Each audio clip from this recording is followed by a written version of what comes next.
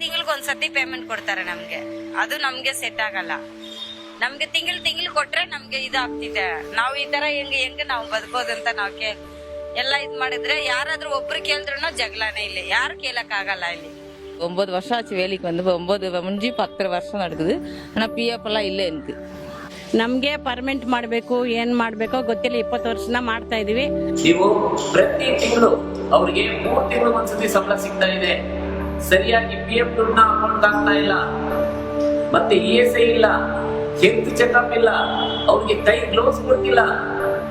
ಈ ಎಲ್ಲಾ ಅನಾರೋಗ್ಯದ ಮಧ್ಯದಲ್ಲಿ ಅವರು ಹೆಂಗೆ ಕಸನ ವಿಲೆ ಮಾಡ್ಬೇಕು ಹೇಳಿ.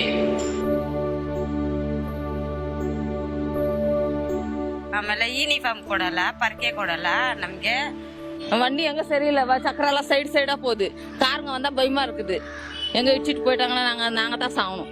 இந்த மாதிரி ஓட்ட வண்டியிலெல்லாம் வச்சுன்னு வேலை செய்யணும். என்ன பண்றது, எங்க தலை விதி.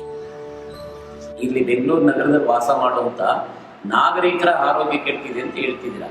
ಆದ್ರೆ ಆ ನಾಗರಿಕರ ಎಲ್ಲರ ಆರೋಗ್ಯ ಚೆನ್ನಾಗಿರ್ಬೇಕಂದ್ರೆ ಅಲ್ಲಿ ಕೆಲಸ ಮಾಡುವಂತ ಪೌರ ಕಾರ್ಮಿಕರ ಬಗ್ಗೆ, ಆರೋಗ್ಯದ ಬಗ್ಗೆ ನೀವು ಯಾವತ್ತೂ ಮಾತಾಡ್ತಾ ಇಲ್ಲ. ಯಾಕೆ ಮಾತಾಡ್ತಿಲ್ಲ ಅಂದ್ರೆ ಅವರು ಒಂದು ತಳ ಸಮುದಾಯದಿಂದ ಬಂದಿರುವಂತ ಜನ ಆಗಿದ್ದಾರೆ.